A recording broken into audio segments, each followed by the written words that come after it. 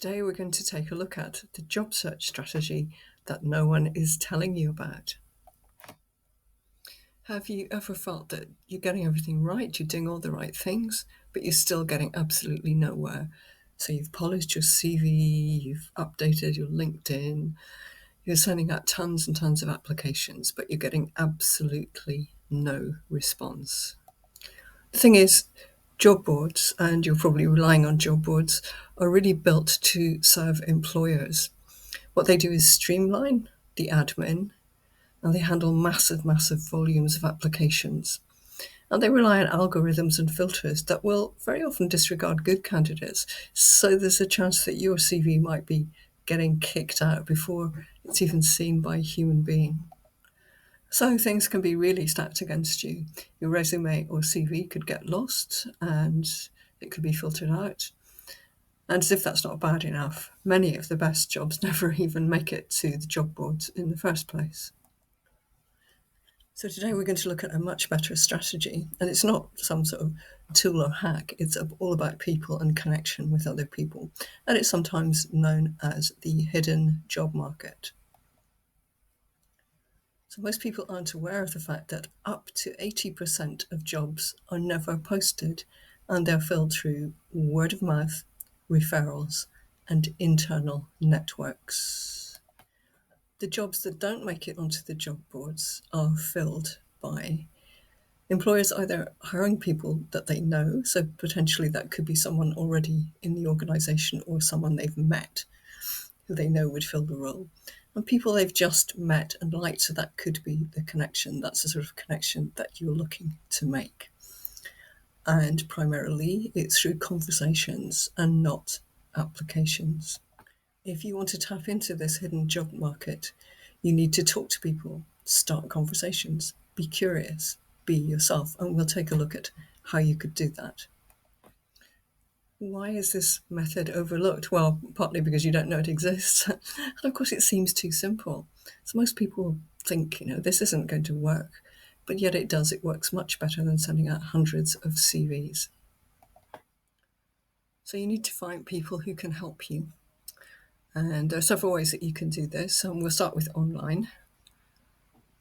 You might have seen people whose work that you admire, people that you've seen on a company website or on LinkedIn, for example, or people who are potentially going where you want to go but are one step ahead of you. And yeah, you can find these people on various different websites. Then we have the people that you know offline, and they're usually known as your warm contacts, and most of them will be local, so they could be friends, family, friends of friends. Your friends could introduce you to people in exactly the company or industry that you're interested in. And if they don't know anybody, their friends might.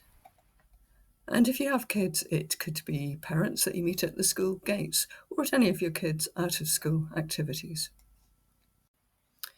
And then there are your own activities, so sports clubs, wellness classes, evening classes, anything that you go to on a regular basis. Because regular contact builds up trust. It may be quite casual trust, but it's a great place to get a conversation going. And you never know who you're going to meet through these contacts. And then you have church groups and any other type of community group that you belong to. These are groups that are based on shared values and interests. So there's a good chance that you'll have some good connections there, and they might lead you to people who can help you in your job search. When you're making initial contact with people, that will probably be quite casual because you know that they're just really friends or acquaintances. So you'd say something like, I'm thinking about taking a new direction. Do you know anyone working in whatever the field is? And really just tell everybody that you can, that you're looking for a specific type of job. And do they know anybody? And if they don't know anyone in the field, they might know someone who does.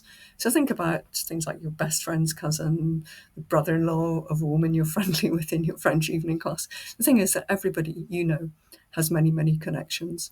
And somewhere along the line, there could well be someone who can help you. Once you've got the names of people who could potentially help you, how do you go about approaching them? So if you find someone you'd like to speak to on social media, then there are several things that you can do. You can start by liking their posts and commenting on their posts and following them.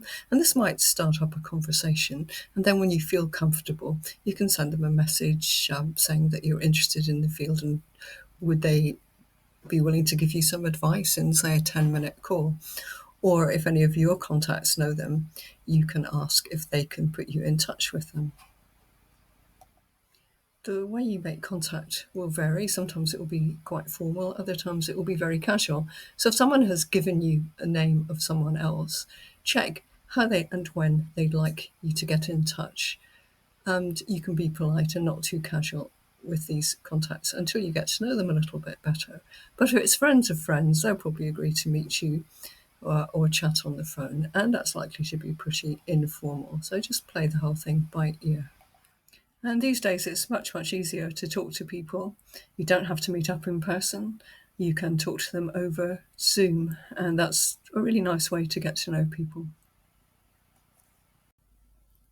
And once you're having that chat, what should you say? Well, whatever you do, don't ask for a job if it's someone who is in a position to give you a job. What you should talk about is how they got into the career, the day-to-day work that they do, what they most like about it, and perhaps what they don't like about it, and if there's anything they wish they'd known before they started. And then finish up with asking what advice they'd give to you as someone who's considering entering this career or working for this company. Then ask, is there anyone else you think I should talk to? Because this can really help you to build more contacts and build your network and get different points of view, get to know people in the company, in the industry. Once you've had your conversation, stay in touch. First of all, obviously send a message to thank them for their time and let them know how their advice helped you. And you can continue to comment on their posts and just keep them updated with your job search. Obviously, don't overdo it, but keep in touch because you never know when someone will be able to help you again. Why is this strategy so successful? First of all, you build trust, and of course, it gives you access to hidden job opportunities. So, the hidden job market, the jobs that aren't going to be advertised anywhere. And also, if you speak to someone rather than simply sending a CV, you're going to give a much stronger first impression, hopefully a positive one. And you'll be able to get insights into the company or the industry by talking to someone who works there. You'll be able to ask all sorts of questions and get a lot of information that you wouldn't have been able to get otherwise.